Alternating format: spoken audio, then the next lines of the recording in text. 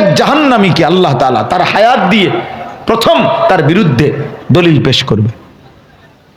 প্রত্যেক নাফরমান পাপী বান্দা তার হায়াত তার বিরুদ্ধে দলিল, তার জীবন তার বিরুদ্ধে দলিল। কেন জাহান্নামী হইলা? আল্লাহ তার নিজের হায়াত দিয়ে তাকে দলিল দিবে। আওয়ালাম নুআম্মিরকুম মা ইয়াতাযাক্কারু ফীহি মান তাযাক্কারা। বান্দা বলো তো, উপদেশ গ্রহণ করার মতো, আমি আল্লাহকে স্মরণ করার মতো, আমার প্রত্যেকটা হুকুম আমার গোলামি করার মতো হায়াত, সময়, বয়স আমি কি তোমাকে দেই নাই? তুমি ভাবো তো, 7টা বাজে যদি এশার নামাজের আজান হয়, কমপক্ষে 12টা পর্যন্ত মাকরুহ ছাড়া এশার নামাজ পড়া যাইতো, 5 ঘন্টায় তোমার পক্ষে কি নামাজ পড়া সম্ভব ছিল না? তুমি বলো। দুপুর 1টা বাজে জোহরের আজান হইল, তো বিকাল 3:45 বাজে আসরের আজান হইল, তাইলে 3 ঘন্টায় জোহরের নামাজ কি পড়া যাইতো না বান্দা? 1 ঘন্টা টাইমে কি 4 রাকাত ফজরের নামাজ পড়া যাইতো না? তোমার হায়াত তোমার বিপক্ষে দলিল। তুমি বলো বান্দা, আমি কি রাত দেই নাই? আমি কি দিন দেই নাই? হুয়াল্লাযী জাআলাল লাইলা ওয়ান নাহারা খিলফাতান লিমান আরাদা আন ইয়াযাক্কারা আও আরাদা শুকুরা। আল্লাহ বলে, রাত এবং দিন আমি পর্যায়ক্রমে বানিয়ে থাকি। কেন বান্দা? যারা যারা আমার স্মরণ করতে চায়, আমার বন্দিগি করতে চায় তাদের জন্য, যারা আমার কৃতজ্ঞতা আদায় করতে চায় তাদের জন্য। বান্দা বিশ্বাস করো, কোন বাটপার, চিটার, চোর, ডাকাত, জিনাখোর, ব্যভিচারী, কোন লম্পট, দুশ্চরিত্র যুবক রাতভর যারা উলঙ্গ ছবি দেখো, তোমার মতো জানোয়ার স্বভাব নাফরমানের জন্য আল্লাহ রাত বানায় নাই। রাত বানাইছিল কিছু মানুষ তাহাজ্জুদ পড়ে, কিছু মানুষ এশার নামাজ পড়বে, কিছু মানুষ আল্লাহর গোলামি করবে, তাদের জন্য, তাদের জন্য। আল্লাহ বলছেন আমি দিন বানাই চিটার, বাটপার, সুদখোর, নেশাখোর, ব্যভিচারীর জন্য না। আমি যদি দিন না বানাই ফজরের ওয়াক্ত হবে কেমনে? আমি যদি দিন না বানাই জোহরের ওয়াক্ত হবে কেমনে? আসর হবে কেমনে? আমি যদি সূর্য না ডুবাই মাগরিব এশা হবে কিভাবে? আমার বান্দা যেন আমার গোলামি করতে পারে। এজন্য দোস্ত, আমি অনুরোধ করছি, সময় লাগুক কিন্তু ভাবেন। এই বক্তার পরিচিতি দিয়া প্রত্যেক দিন বলি এটা আমি, আব্বা আমারে মনে করেন আপনি অনেক যুবক ছেলে চিনো বা কিংবা মহব্বত করো, তোমার মহব্বতে আমার কিচ্ছু আসবে না, তোমারও কিছু হইব না। তুমি তোমার মতো, আমি আমার মতো। তোমার এই সমস্ত ভালোবাসার 2 পয়সার কোনো মূল্য নেই। আমি কোনো ভোটে দাঁড়াইছি না, আমি কোনো নির্বাচনে প্রার্থী না রে বাপ। এটা আমার কোনো নির্বাচনী ক্যাম্পেইন না, আমার কোনো মার্কা নাই। আমি জনপ্রিয়তা দিয়া করবো কি? আমি ব্যাপক জনসমর্থন দিয়ে করবো কি? আমি সমর্থন দিয়ে কিটা করবো? আমার দরকার নাই তো, এটা আখিরাত দরকার। সুবহানাকা লা ইলমা লানা ইল্লা মা আল্লামতানা ইন্নাকা আনতাল আলিমুল হাকীম। আলহামদুলিল্লাহ, আল্লাহ পাক রব্বুল ইজ্জত জুল জালাল ওয়াল ইকরামের ফজল কারাম, রব্বুল আলামিনের অপরিসীম ইহসান, মেহেরবানি, দয়া, আল্লাহ তাআলা আমাদেরকে আজ 11 ডিসেম্বর 2025 রোজ বৃহস্পতিবার নারায়ণগঞ্জ বন্দর মদনপুর লাউসার যুব সমাজের উদ্যোগে 2 দিন ব্যাপী আজকের এই 15তম বার্ষিক ইসলামী সম্মেলনের 2য় দিনের সমাপনী লগ্নে ঠান্ডা কুয়াশার মাঝেও সবরের সাথে আল্লাহ তাআলা আমাদেরকে বসবার, আল্লাহর জন্য জমা হওয়ার তৌফিক দান করেছেন। আলহামদুলিল্লাহ। প্রিয় ভাই, প্রিয় বাবা, নওজোয়ান ছেলেরা, আমার প্রথম কথা হলো রাত্র অনেক হয়েছে। আলহামদুলিল্লাহ ধারাবাহিকভাবে আজকে 2 দিন যাবত এখানে লম্বা আলোচনাও হয়েছে। এখন এই শেষ বেলা, কিছুক্ষণ পরেই মুনাজাত হবে। আমি প্রত্যেকের কাছে প্রথম কথা হলো, মোবাইল হাতে ধরে একজনও ভিডিও বা রেকর্ড করা যাবে না। আমি স্পষ্ট নিষেধ করলাম, এটা আমার আদেশ। এজন্য দয়া করে ভাই, যদি কারো মানতে অসুবিধা হয় তুমি চলে গেলে ভালো, নয়তো আমি এরপরে যাকে হাতে মোবাইল ধরে ভিডিও বা রেকর্ড করছে দেখব, তারা ধমক দেব, চেষ্টা করব বাইর করে দিতে। আমি একলা যদি না পারি ধমকায়া, তাইলে স্বেচ্ছাসেবক দিয়া বাইর করে দেব, কিন্তু চলে যাইতে হবে। এই জন্য দয়া করে শতভাগ মনোযোগ দিতে হবে। আল্লাহর কথার প্রতি মনোযোগ, এটা আল্লাহর আদেশ। ফাসতামিউ লাহু ওয়া আনসিতু। আল্লাহ বলেন, আমার কোরআন যখন পড়া হয় তোমরা মনোযোগ দিয়ে শোনো এবং চুপ থাকো। লাআল্লাকুম তুরহামুন, অবশ্যই তোমাদের উপরে এতে রহমত বর্ষিত হবে। প্রিয় ভাই, দেখেন বক্তার পর বক্তা আসলো গেল নামলো, একজনের পর একজন বক্তা বদলাইলো। এটা মূল বিষয় না, মূল বিষয় হলো জিন্দিগির পরিবর্তন, জীবনের পরিবর্তন, আল্লাহর পথ পাওয়া, আখিরাতের পথ পাওয়া, জান্নাতের অনুভূতি জাগা, জাহান্নামের ভয় তৈরি হওয়া। প্রতিটা ওয়াজ মাহফিলের মূল মাকসাদ এই দুইটা, আত-তারগীব ও তারহিব। জান্নাতের আশা তৈরি হওয়া, জাহান্নামের ভয় তৈরি হওয়া, কলিজার মধ্যে অনুভূতি জাগা। হৃদয়ে যদি সামান্যতম অনুভূতি না আসে, বিবেকের যদি কোনো নড়াচড়া না হয়, এতটুকু যদি মনে না পড়ে যে আমি কি করছি, আমি এখন যেখানে আছি, যেখানে যে অবস্থানে, এখান থেকে যদি আখেরাত হয়, আল্লাহর সামনে মোলাকাত হয়, আমি পারবো তো হিসাব দিতে? দোস্ত, বিষয়টা তো এটা। মূলত তো আমরা একে অপরের কাছে হিসাব দেব না, ইমাম সাহেবের কাছে না, আল্লাহর কাছে। এই বিবেক, এই অনুভূতি জাগ্রত হওয়া, হৃদয়ের দংশন, বিবেকের দংশন, আত্ম অনুভূতি, এটা বড় মাকসাদ, মূল মাকসাদ। এই যে টাকা উঠে গেল, এটা সহজ বিষয়, আয়োজন হয়েই যাবে, বক্তাও মিলবে, সবই মিলবে, কিন্তু আখেরাত কি হলো, জীবনের ফিকির কি হলো, এটা দেখার বিষয়, এটা দেখার বিষয়। এই জন্য মনোযোগ ভীষণ জরুরি। আন্তরিকতা নিয়ে আল্লাহর কথা শুনলে দিল নড়ে, হৃদয় জাগে, অনুভূতি হয়। মূলত হেদায়েত, পরিবর্তন, অন্তরের পরিশুদ্ধতা, গুনাহ থেকে বাঁচার হিম্মত, আল্লাহর কসম, মূলত এটা একান্তই আল্লাহর দেওয়া তৌফিক। এটা শুধুই আল্লাহর ফায়সালা। পৃথিবীর সর্বশ্রেষ্ঠ বক্তার হাতেও হেদায়েত নাই, হেদায়েত আল্লাহর হাতে। কায়নাতের সর্বশ্রেষ্ঠ রাসূলের হাতেও হেদায়েত নাই, হেদায়েত আল্লাহর হাতে,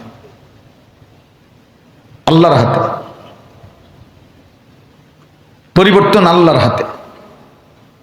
এই জন্য আমি সবাইকে বলছি, এই যারা দাঁড়িয়ে আছেন আপনারাও বসেন, যতক্ষণ শুনেন বসে শুনেন, যে যখন চলে যাবেন কোনো আপত্তির, একেবারে সামনের ব্যক্তি উপরে নিচে আমি অনুমতি দিলাম।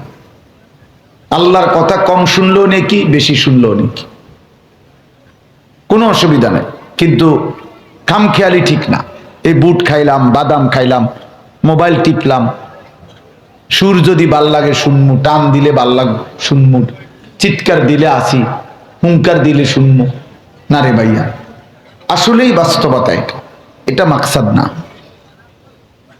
আল্লাহ তাআলা কোরআনুল কারীমের মধ্যে বলছে লাআল্লাকুম তাযাক্কারুন, আমি আয়াতগুলো নাজিল করেছি যেন তোমরা উপদেশ গ্রহণ করো। ইয়াইযুকুম লাআল্লাকুম তাযাক্কারুন, আমি আল্লাহ ওয়াজ করছি যেন তোমরা উপদেশ গ্রহণ করো। আল্লাহ বলছে লাআল্লাকুম তাতাফাক্কারুন, যেন তোমরা ফিকির করো। লাআল্লাহুম ইয়াতাফাক্কারুন, আমার বান্দারা যেন ফিকির করে, ভাবে। লাআল্লাহুম ইয়াত্তাকুন, আল্লাহ বলে তারা যেন আমি আল্লাহকে ভয় করতে পারে। লাআল্লাকুম তাত্তাকুন, যেন তোমরা মুত্তাকি হইতে পারো। আল্লাহ বলছেন লাকাদ কানা ফি কাসাসিহিম ইবরাতুন লিউলিল আলবাব। আল্লাহ বলছে পূর্ববর্তী বিভিন্ন জাতির ঘটনা আমি আল্লাহ কোরআনে তোমাদেরকে শুনাইলাম, যেন বিবেকবান বুদ্ধিমান উপদেশ গ্রহণ করতে পারে, ইবরত হাসিল করতে পারে। ফাতাবিরু ইয়া উলিল আবসার, আল্লাহ বলেন হে চোখওয়ালারা ভাবো। ফাতাবিরু ইয়া উলিল আলবাব, হে বুদ্ধি বিবেকওয়ালারা ভাবো, কিছু তো ভাবো। আজকে যেখানে আছো, যে যে অবস্থায় জীবনটা যেভাবে চালাচ্ছ, এই অবস্থায় আখেরাতে দাঁড়াইলে আল্লাহর সামনে হিসাব দিতে পারবা তো? আল্লাহ বলেন এটা ভাবো। আল্লাহ তাআলা বলছেন কসম বান্দা, ফাওয়ারাব্বিকা লানাসআলান্নাহুম আজমাইন। আল্লাহ বলছে বান্দা তোমার রবের কসম, আমি আল্লাহ কিন্তু সকলকেই শতভাগ জিজ্ঞেস করব। ওয়াকিফুহুম ইন্নাহুম মাসউলুন। আল্লাহ তাআলা কিয়ামতের দিন ফেরেশতাদেরকে বলবেন, ফেরেশতা আমার একজন একজন বান্দাকে আমার সামনে এনে দাঁড় করাও, আমি আল্লাহ একজন একজন জিজ্ঞেস করব। আমার 60 বছর আমাকে হিসাব দাও বান্দা, আমার 40 বছর আমাকে হিসাব দাও, আমার একটা একটা খাবারের লোকমার হিসাব আমারে দাও, আমার প্রতি নিঃশ্বাসের হিসাব বান্দা আমারটা দাও, আমি যা দিয়েছি তা আমারে বুঝায় দাও, তোমার থাকলে তুমি রাখো, তোমারটার হিসাব ঠিক আছে তুমি দিও না, কিন্তু আমি যা দিয়েছি তার হিসাব দাও। এখন আল্লাহ তাআলা দেয় নাই আমাদের নিজের, আল্লাহর না, এটা কি এমন কিছু আছে কারো জানা মতে? চারিদিকের যত আয়োজন, আমার মাঝে যত আয়োজন, জীবনের যত আনন্দ, যত উপকরণ, যত সুখ, যত আনন্দ, যত প্রাপ্তি, যত চাওয়া পাওয়া পূর্ণ হলো, সবই তো আল্লাহর দাও, সবই তো আল্লাহর দাও। কি পরিমাণ হিসাব দিতে হবে।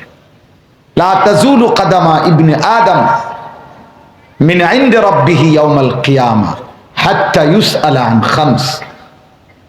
নবী সাল্লাল্লাহু আলাইহি ওয়াসাল্লাম বলেন কোন মানব সন্তান আল্লাহ তাআলার সামনে কিয়ামতের দিন 5টি প্রশ্নের উত্তর না দিয়ে এক কদম আগে বাড়তে পারবে না। আন উমরিহি ফীমা আফনাহু, 1 নম্বর আল্লাহ প্রশ্ন করবেন বান্দা আমার দেওয়া হায়াত, যাকে আমি যত বছর দিয়েছি কোথায় শেষ করেছ বলো। ওয়ান শাবাবিহি ফীমা আবলাহু, আমার দেওয়া যৌবন কিভাবে ব্যয় করেছ তা বলো। এজন্য কিশোর যুবক ছেলে 30 বছর 40 বছর 14 বছর 18 বছর 20 বছর 25 বছরের নওজোয়ান প্রিয় সন্তান, তুমি মনে রেখো আব্বা, প্রত্যেকটা মানুষের হায়াতের জীবনের হিসাব 2 বার। আমাদের যৌবন কালের শুধু হিসাবটা আমাদেরকে দিতে হবে আল্লাহর সামনে 2 বার। একবার পুরা হায়াতের হিসাব যখন দেব তখনও যৌবনের হিসাব দিতে হবে, আবার শুধু যৌবনের কথা যখন আল্লাহ বলবেন আবার বলো, তা আবার হিসাব দিতে হবে। 2 বার বলতে হবে। একবার বলতে হবে পুরা 60 বছর বলো, পুরা 40 বছর বলো বান্দা। আরেকবার আল্লাহ বলবেন কমপক্ষে 15 থেকে 40, এই 25 বছরকে মানুষের মূল যৌবন বলা হয়। এই 25 বছরের হিসাব আবার বলো, আমার বান্দা আবার বলো। 25 বছরের রাতগুলো, দিনগুলো, সকাল একাকিত্বগুলো আমাকে বুঝায় দাও, আমাকে বুঝায় দাও। এই জন্য দোস্ত কোরআনুল কারীমের মধ্যে আছে প্রত্যেক জাহান্নামীকে আল্লাহ তাআলা তার হায়াত দিয়ে প্রথম তার বিরুদ্ধে দলিল পেশ করবে। প্রত্যেক নাফরমান পাপী বান্দা তার হায়াত তার বিরুদ্ধে দলিল, তার জীবন তার বিরুদ্ধে দলিল। কেন জাহান্নামী হইলা? আল্লাহ তার নিজের হায়াত দিয়ে তাকে দলিল দিবে। আওয়ালাম নুআম্মিরকুম মা ইয়াতাযাক্কারু ফীহি মান তাযাক্কারা। বান্দা বলো তো, উপদেশ গ্রহণ করার মতো, আমি আল্লাহকে স্মরণ করার মতো, আমার প্রত্যেকটা হুকুম আমার গোলামি করার মতো হায়াত, সময়, বয়স আমি কি তোমাকে দেই নাই? তুমি ভাবো তো 7টা বাজে যদি এশার নামাজের আজান হয়, কমপক্ষে 12টা পর্যন্ত মাকরুহ ছাড়া এশার নামাজ পড়া যাইতো। 5 ঘন্টায় তোমার পক্ষে কি নামাজ পড়া সম্ভব ছিল না? তুমি বলো। দুপুর 1টা বাজে জোহরের আজান হইল, তো বিকাল 3:45 বাজে আসরের আজান হইল, তাইলে 3 ঘন্টায় জোহরের নামাজ কি পড়া যাইতো না বান্দা? 1 ঘন্টা টাইমে কি 4 রাকাত ফজরের নামাজ পড়া যাইতো না? তোমার হায়াত তোমার বিপক্ষে দলিল। তুমি বলো বান্দা, আমি কি রাত দেই নাই? আমি কি দিন দেই নাই? হুয়াল্লাযী জাআলাল লাইলা ওয়ান নাহারা খিলফাতান লিমান আরাদা আন ইয়াযাক্কারা আও আরাদা শুকুরা। আল্লাহ বলে, রাত এবং দিন আমি পর্যায়ক্রমে বানিয়ে থাকি। কেন বান্দা? যারা যারা আমার স্মরণ করতে চায়, আমার বন্দিগি করতে চায় তাদের জন্য, যারা আমার কৃতজ্ঞতা আদায় করতে চায় তাদের জন্য। বান্দা বিশ্বাস করো, কোনো বাটপার, চিটার, চোর, ডাকাত, জিনাখোর, ব্যভিচারী, কোন লম্পট দুশ্চরিত্র যুবক রাতভর যারা উলঙ্গ ছবি দেখো, তোমার মতো জানোয়ার স্বভাব নাফরমানের জন্য আল্লাহ রাত বানায় নাই। রাত বানাইছিল কিছু মানুষ তাহাজ্জুদ পড়ে, কিছু মানুষ এশার নামাজ পড়বে, কিছু মানুষ আল্লাহর গোলামি করবে, তাদের জন্য, তাদের জন্য। আল্লাহ বলছেন আমি দিন বানাই চিটার, বাটপার, সুদখোর, নেশাখোর, ব্যভিচারীর জন্য না। আমি যদি দিন না বানাই ফজরের ওয়াক্ত হবে কেমনে? আমি যদি দিন না বানাই জোহরের ওয়াক্ত হবে কেমনে? আসর হবে কেমনে? আমি যদি সূর্য না ডুবাই মাগরিব এশা হবে কিভাবে? আমার বান্দা যেন আমার গোলামি করতে পারে। এজন্য দোস্ত, আমি অনুরোধ করছি, সময় লাগুক কিন্তু ভাবেন। এই বক্তার পরিচিতি দিয়া প্রত্যেক দিন বলি এটা আমি, আব্বা আমারে মনে করেন আপনি অনেক যুবক ছেলে চিনো বা কিংবা মহব্বত করো, তোমার মহব্বতে আমার কিচ্ছু আসবে না, তোমারও কিছু হইব না। তুমি তোমার মতো, আমি আমার মতো। তোমার এই সমস্ত ভালোবাসার 2 পয়সার কোনো মূল্য নেই। আমি কোনো ভোটে দাঁড়াইছি না, আমি কোনো নির্বাচনে প্রার্থী না রে বাপ। এটা আমার কোনো নির্বাচনী ক্যাম্পেইন না, আমার কোনো মার্কা নাই। আমি জনপ্রিয়তা দিয়া করবো কি? আমি ব্যাপক জনসমর্থন দিয়ে করবো কি? আমি সমর্থন দিয়ে কিটা করবো? আমার দরকার নাই তো। এটা আখেরাত দরকার, আখেরাত দরকার। এই জন্য অনুরোধ করলাম, আমরা যদি এটা ভাবি, ওয়ালতানজুর নাফসুম মা কদ্দামাত লিগাত। আল্লাহ বলে, বান্দা প্রতিটা নফস, প্রতি প্রাণ, প্রতি আত্মা আলাদা আলাদা, একজন একজন ভাবো আজ দুনিয়া থেকে আগামীকালকের আখেরাতের জন্য তুমি কি পাঠিয়েছ। আল্লাহ তাআলা বলছে, বান্দা দুনিয়া আমি রাখবো না, তুমিও থাকবা না, তুমিও থাকবা না, দুনিয়াও থাকবে না। চারিদিকের এই সব আয়োজন, এটাও শেষ হবে, তুমিও শেষ হবে। মৃত্যু তোমারও হবে, কায়নাতেরও হবে। তাফসীরের মধ্যে লিখছে, একক মৃত্যু হলে সেটাকে বলে মউত, গোটা সৃষ্টির একসাথে মৃত্যু হলে সেটাকেই বলে কিয়ামত। ওটাও মৃত্যুই। সিঙ্গেল সিঙ্গেল মৃত্যু হলে সেটারে মউত বলে, একসাথে মউতুল আলাম, গোটা সৃষ্টি যখন একসাথে মৃত্যুবরণ করবে সেটারই বলে কিয়ামত। আর সেটা হবে। কোরআনুল কারীমে আল্লাহ তাআলা শত শতবার বলছে, ইজা ওয়াকাতিল ওয়াকিআ। আল্লাহ বলছে, বান্দা এই ঘটনাটা ঘটবে। সেই ঘটনা কি? এই কায়নাত শেষ হবে। আল কারিআতু মাল কারিআ। আল্লাহ বলছে, বান্দা একটা বিকট ঘন্টা ধ্বনি বাজবে, যে ঘন্টা ধ্বনি বাজলে সমস্ত পাহাড়গুলো তুলার মতো উঠতে থাকবে। ওয়াতাকুনুল জিবালু কালঈহিনিল মানফুশ। শুকনা তুলার মতো উঠতে থাকবে। আল্লাহ বলছে, আল হাক্কাতু মাল হাক্কা। চির সত্য কিয়ামত হবেই হবে। আল্লাহ বলছে, হাল আতাকা হাদিসুল গাশিয়া।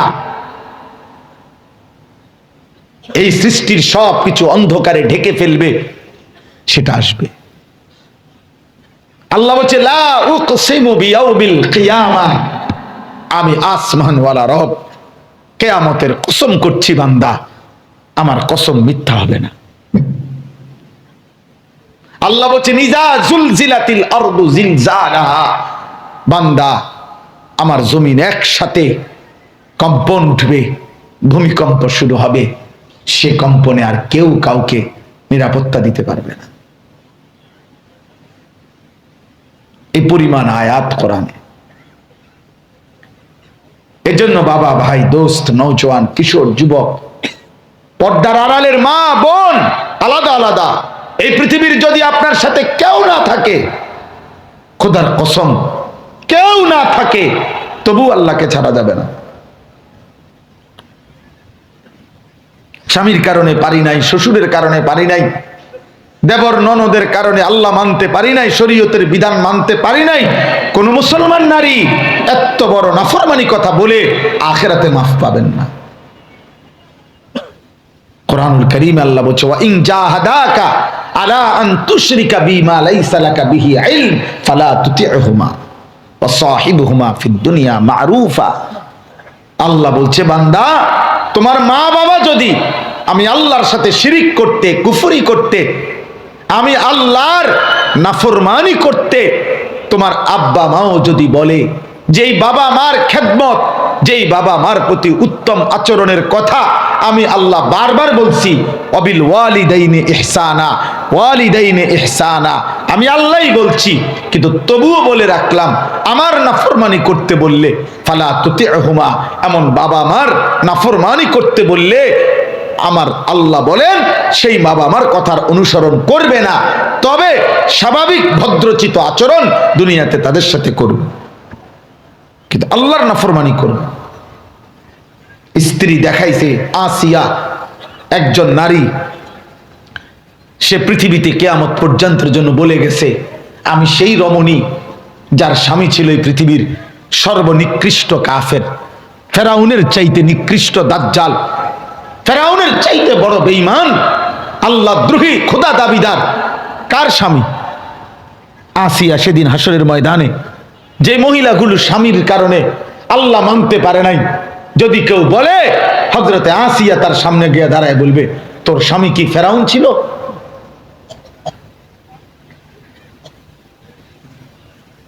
তোর স্বামী কি ফেরাউন ছিল? আমার স্বামী ফেরাউন ছিল। আমি ফেরাউনের স্ত্রী হয়ে আমি শেষ নিঃশ্বাস পর্যন্ত শাহাদাতের পবিত্র খুন পান করছি, আমি জীবন দিয়েছি, কিন্তু আমি ফেরাউনের মতো বেঈমানের ঘরে থেকেও ঈমান হেফাজত করে কবরে গেছি। কি বিষয়? তোমার স্বামী ফেরাউন? বলেন, কোন স্বামী স্ত্রীর কারণে পারি নাই। হযরত নূহ আলাইহিস সালামের স্ত্রী 950 বছরের নবী নূহ, মৃত্যু পর্যন্ত নূহ আলাইহিস সালামের স্ত্রী বেঈমান ছিল। হযরত লূত আলাইহিস সালামের স্ত্রী মৃত্যু পর্যন্ত, আল্লাহর আযাব আসা পর্যন্ত বেঈমান ছিল, কিন্তু স্বামী নূহ, স্বামী লূত প্রমাণ করছেন স্ত্রীর শেষ মুহূর্তের নাফরমানির পরেও আমি স্বামী একা হলেও ঈমানের হেফাজত করছি।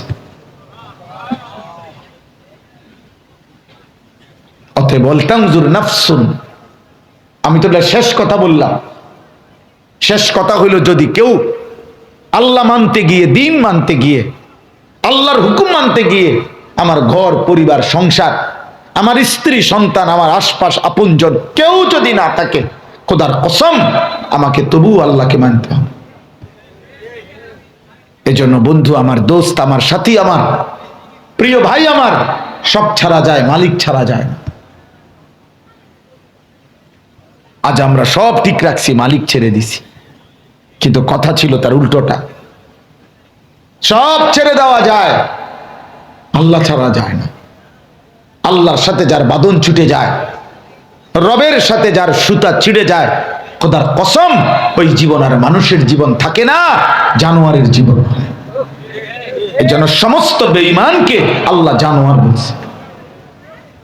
আল্লাহর সাথে যার বাঁধন ছুটে গেছে, রবের সাথে যার বাঁধন ছুটে গেছে, আল্লাহর সাথে যার সুতা ছিঁড়ে গেছে, আল্লাহ বলছে ওই জানোয়ার।